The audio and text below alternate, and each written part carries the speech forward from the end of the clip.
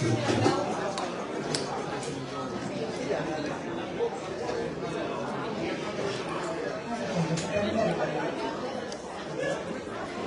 everyone doing this evening? You all look really good, but one thing I know about Miss Tameka, she's only going to invite people who look good and are fashionistas and police shows. I mean, this is representative of the high class in Atlanta. So Tameka, we got to get started, baby. Now, one thing that I know, one thing I know about Carlos King interview, we're going to get down to all the tea. But before we get to that,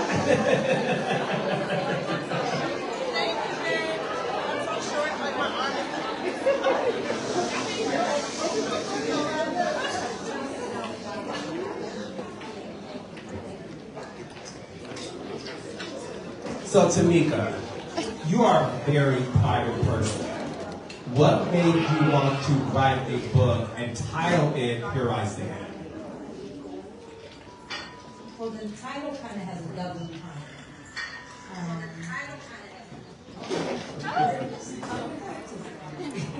No, so the title is double entendre. Here I Stand it's an album that was written in 2008. That's the first reason for the title. It's a beautiful album. I would say a poem, a love song that was written in my honor in 2008. So wait, that album was about you? Absolutely. The album was written about me. No big deal, no big deal. We're with it. We're not stuck there. But Here I Stand. I've been through a lot in my life. So it has a double entendre because, of course, that album was beautiful. It's not every day that a person has an album. And it was Here My Dear. But no, Marvin Gaye did one. But this album really meant a lot to me. It was a great time in my life. But secondly, Here I Stand. I've lived a rough, tough, and beautiful life. So it's Here I Stand in a beautiful state. And you are a beautiful woman in a beautiful state with a room full of beautiful people. And the one thing I want to talk to you about is you are an Oakland girl. And one thing I know about the Oakland girls, honey, they are scrappy. They know how. So, no brass knuckles tonight, Tameka. So don't get mad at me, honey, if I ask a question you don't like. But talk to me about your childhood because you grew up with parents who are polar opposites of each other. How did that groom you into being the woman you are today? I'm still a Jehovah's Baptist.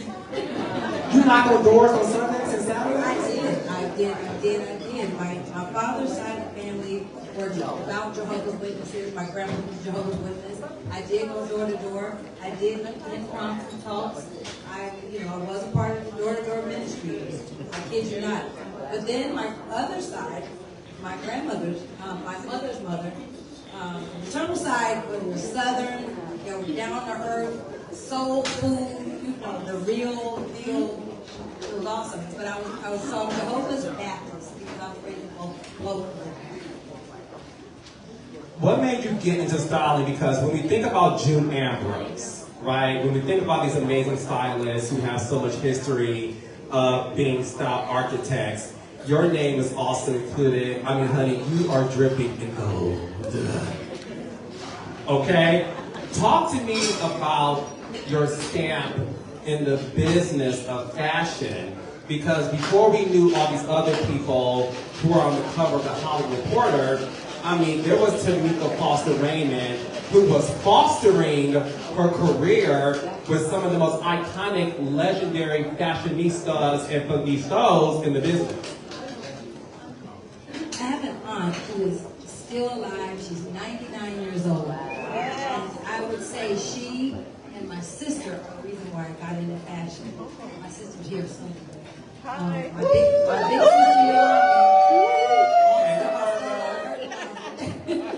but no, I have an aunt that was seriously into fashion, and she owned a boutique. And I worked there as a young girl. You guys have to read the book, but I worked there as a young girl. I'm talking about young, like 7 years old. And I learned how to understand the quality of fabrics, differentiate, value versus trash and all that stuff. It was a pre-owned clothing store, so that's how I was introduced to fashion. Do you feel like you get the props you deserve for being one of the icons of a style architect when people talk about other names? Do you feel like your name should be included in those conversations in the history books? I think it should be, but I don't care that it is not. I haven't spent time trying to. Now I have a PR team and they're working more toward it. But I'm super modest in that regard. Like I'm just like I don't know. I just live my life. I don't go around. Hey, I'm the most fashionable in the world. Like that's not my thing. Because I'm really not into fashion. I'm into style. Good taste, good style. Doesn't matter what brand. Doesn't matter. You know, I don't chase that stuff. I don't follow it. I'm a little queen, but not all the time. No, but I really don't care all the time. When it comes to you, a lot of people have this misconception about you, Tameka, which is why I'm so happy you wrote this book, Here I Stand, because I've known you for years. And you have always been one of the sweetest gals. You're a fun girl. She's a party girl, too. Right? Tameka loves to hang out and listen to music and civilization. But when it comes to the outside world, there are a lot of people who think you are a bitch. Yeah. Correct. Yeah! That's on it, right? So there are people, Tameka, a select few of people. There's people, Tameka, who think you are a bitch, a mean girl, a gold digger. When it comes to these negative remarks that people say about you, how does that make you feel when, at the end of the day, everybody in this room knows that's not the Tameka that we know? Yeah, first of all, let me listen to this. Let's address it. I want to start out of order. But when I think of gold digger, number one, I've always had my own. I've never been a stranger to work. I don't mind lifting a finger. I'm not a lazy person. And secondly, I'm married completely beautiful men. So when I hear gold digger, it's kind of a diss to the men I married, because that's like saying if they didn't have what they have, I wouldn't like them. Like that's kind of mean. I think every woman, and probably some men here would agree, I probably did pretty well in the marriage department. Yeah. This one man agrees. I kicked Yeah.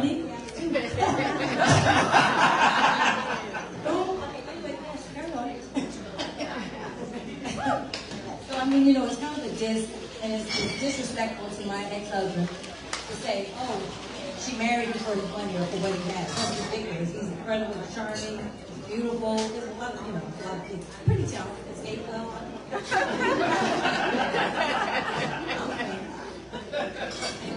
Where does the bitch and the mean girl come from? Because you are confident, but there's a lot of people, Tameka, who believe you are just mean and bougie. Now, bougie, I will agree with the girl, but That's right. I'm not arguing all of it. The bitch part is crazy because you guys don't know. I am a person that will give the shirt off of my back. I really will. I really will. But I do have a very serious demeanor because I'm a thinker. And I'm going to tell you, I'm not mean. I just don't have my reasons half the time, y'all. That's very frustrating. So, but seriously, I'm really not mean. It's just, but I do have a serious kind of, I think, when I see myself on video and stuff, and I look back, I go, God, I did kind of have a strong, like Michelle Obama. You know when she first came out, no one understood, but her demeanor, her face, the structure of her face, she kind of had a mean, wasn't soft. And I wouldn't say I'm a soft girl, you know what I mean? I'm not. I'm a go-getter. I'm about it. I've been a mother since I was 19. Read my book. I was a single mom. My son's father was killed when I was pregnant. I've dealt with life. Life has been kicking me in the ass, but I'm still standing. I'm still smiling. And I'm still And those are the things that I've learned after reading the book, like that you touched on. At 19 years old, your son's father was murdered. Yes. And you were 3 months pregnant, and you not only had to deal with the grief of losing your child's father, but you also had to deal with raising his son. And when people say you are like this mean-hearted person, talk to us about how that shaped you into the woman you are today. I had to be serious-minded. You know what I mean? And the thing that was really important to me is that I felt very judged as making the decision to have a child at 19. So I felt that everybody was like looking down on me, like she's a teen mom, having this baby too young, she don't have her shit together, blah, blah, blah. So I was very serious-minded, and I was very serious about making sure my son was serious-minded. So to this day, he's somewhere, hopefully by now, here, he's serious-minded. So like when I was 19, I guess by the time I was 22, he was already at the University of Islam. After University of Islam, he went to Marcus Garvey. Like when we moved to Atlanta, he was at E-Hotel. Like you don't understand. It was very important for me to let him know his black culture. He didn't have a father, so I had to make sure that he had strong men and discipline in his life. And he's one of the most disciplined, to this day, he's 32, one of the most disciplined. He's probably not here because his dad works, but he'll be here soon. But respectful, disciplined, never been in trouble, independent. Listen, since age 18, independent, don't ask for a thing from me. And I'm so proud of how I raised him. All my boys. Let's talk about your ex-husband. The one that left you at the altar. Now, when that happened to you, and I think every woman here can understand the embarrassment of what it feels like to be stood up on your wedding day. And not only did you have to deal with the public fodder, the MTV News, 106 in Park, Us Weekly, all these magazines and publications, you had to deal with real life in that moment. And you shared that in the book. And I really want people to understand this vulnerable side of you, Tameka. Talk to me about what that moment was like when you were faced with being left at the altar. Before she answers, ask the audience. Yes. So, audience, I don't know if you know this, the Q&A is happening right now. That's why we have microphones and sitting on this beautiful chair. So, do me a favor. We are here to celebrate the life of Tameka Foster Raymond. And I know we love a good free cocktail and some hors d'oeuvres and caviar from chicken fingers and wing beans. But I will say this, for at least the next 10 to 15 minutes, this woman put together this beautiful venue so that all of you guys can walk out wearing your Sunday's best, your Hip Hop Awards best, and your Met Gala rejects, okay? So we want to be able to not only celebrate you guys, I want you guys to just quiet it down a bit so that you guys can respectfully celebrate Tameka, who is sharing her story because she doesn't do this often, so let's give her that respect.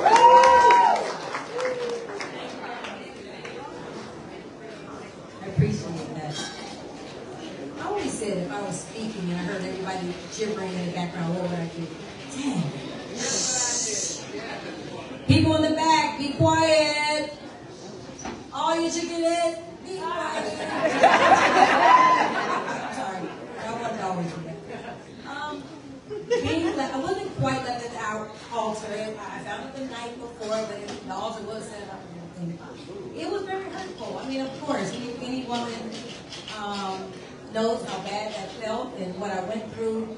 But see, in my book, I kind of explain how I felt, but then I also explain probably how he felt.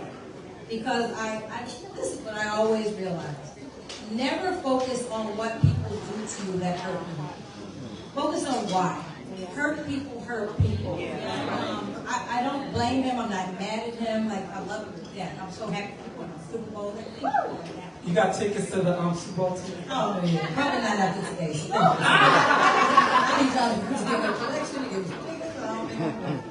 But, no, I'm kidding. But for real, it was a scary time. This was a younger person, peak in their career. I mean, we're talking peak in their career. This is, Tameka Foster Raymond had children already. Tameka Foster Raymond was 7 years older. We're talking about a young man who had sold 1 million albums in 1 week. This is a legend. So he was legend then, legend now. And he was really scared. I think he got cold feet. You know, it happens because he married me like 2 weeks later, okay? So yeah, children. The ending was really, really beautiful in that regard. How is your relationship now with his mother?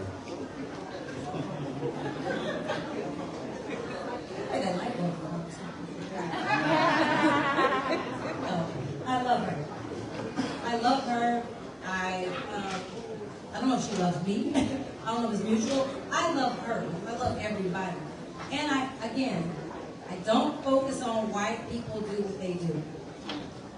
No, I don't focus on, because I focus on the fact that I think hurt people, people going through stuff, they're just the way they are. When you see someone mean-spirited, if they are, I'm not saying she is, please, but if you see someone that's just not kind or not the way you want them to be, I promise you, please don't retaliate with the same attitude. Just know that, what is this person going through? What does their life look like? What does their current look like? Are they lonely? Are they sad about something else? Are they going through a health crisis? I don't know. I don't know what people are going through. I'm really just not focused on that. I love her. She's so good to my children. She's a good person. She's done an amazing job for her child, obviously. You know what I mean? So I respect her, and I understand things that she may feel or have felt. You are not only a Renaissance woman, but you are a woman full of resilience. And one thing I know working on my shows, Love and Marriage, Huntsville's, as an example, is the fact that post-divorce, a woman has to figure out her life. Has to figure out her life. But the one thing I don't think people understand, and I want to really talk to the fellas here when it comes to the women in their lives, it's easier for a man post-divorce to move on because he doesn't have the sole responsibility oftentimes of being a full-time parent. You know, the woman not only has to go through a divorce, she also has to make sure the kids are suffering. She also are not suffering. She also has to pick up the pieces. And she has to do this with a smile on her face because her kids needs to know that my mama is strong. The kids need to know that my mama's okay. Because when mom is not okay, the children are not okay. But when daddy's out there doing his thing, whatever, it's fine as daddy. But when it comes to a mother going through that, I don't think society gives women enough props to picking up the pieces after divorce. And what I know about you is you are somebody that had to figure it out. What advice would you give women who are going through a situation to where I was with this guy and I was in love, and life happens and things don't work out, but what advice would you give her to really move on? And today she can say, here I stand. Move on, period. Yeah. Work out, work for everybody. Keep it pushing. Like, that's all I can say. Don't dwell on it. Because what I'll tell you, no matter how far one goes, no matter how long it takes, if it's meant, that's a song for everybody. Name of my book, Songbird. No matter how far they go, no matter how long it takes, here they stand. So if it's meant to be, time will tell. That's in any situation. You let it go. Now, how they say, if you love something, set it free. In fact, it's meant to be. I don't think about it. I really don't. I don't think about it. I'm worried about what my next chapter is. What's my next legacy? Making sure my kids are set. Making sure my kids are proud of me. Making sure I keep looking good and my edges are tight. Making sure that I'm good. My smile is bright. That's what I focus on. I'm living my best life. Such a good life. I'm really, really blessed. I can't focus on what's gone and who's missing out. What can I say? I don't care. Before we end this, let's talk about what's next for you.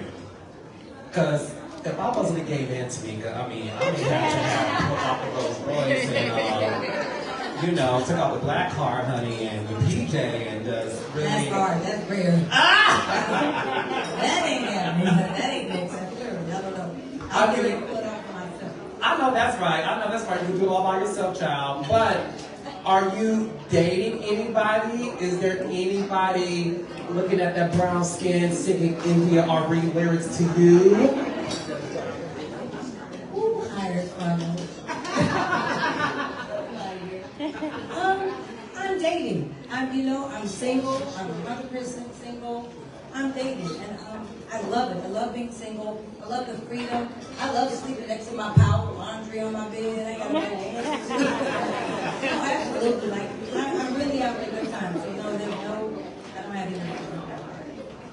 No.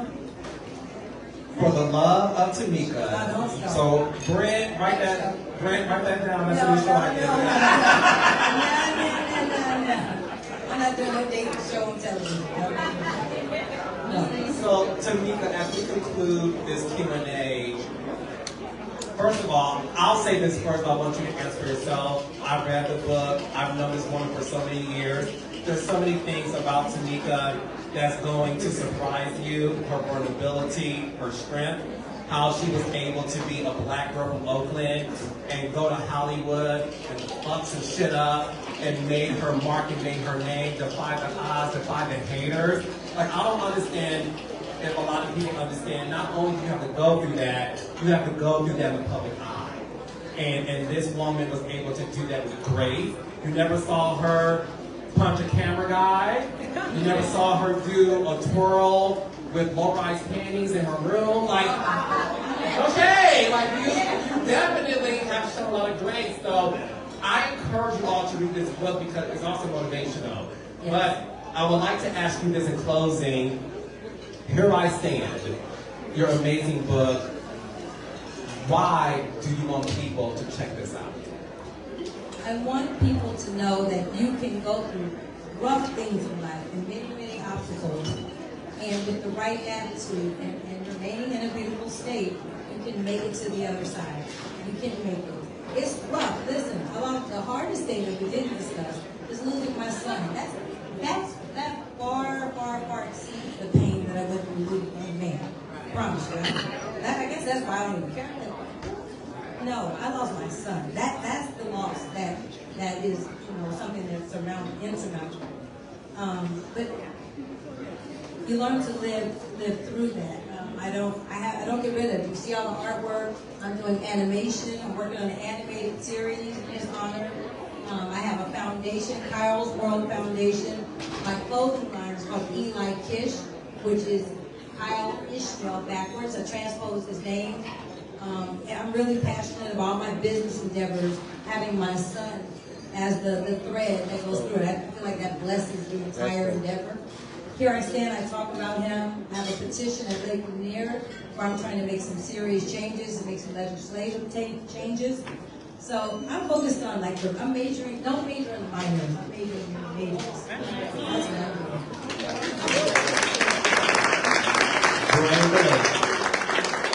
It's raining. You go through.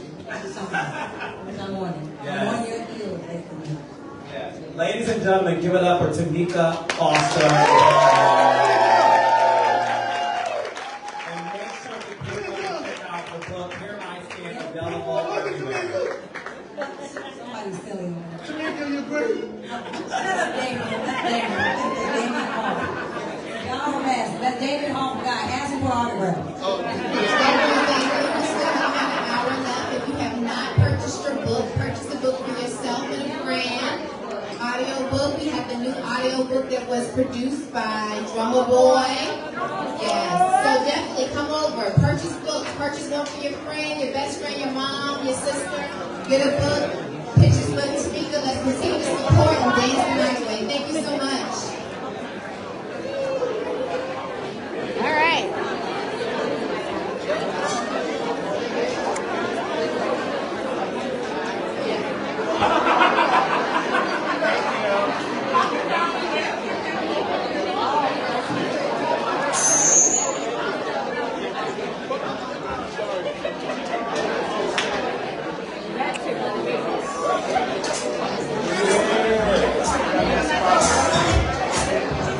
Appreciate it, man. Yes, sir. Time to party. Thanks, y'all, for tuning in.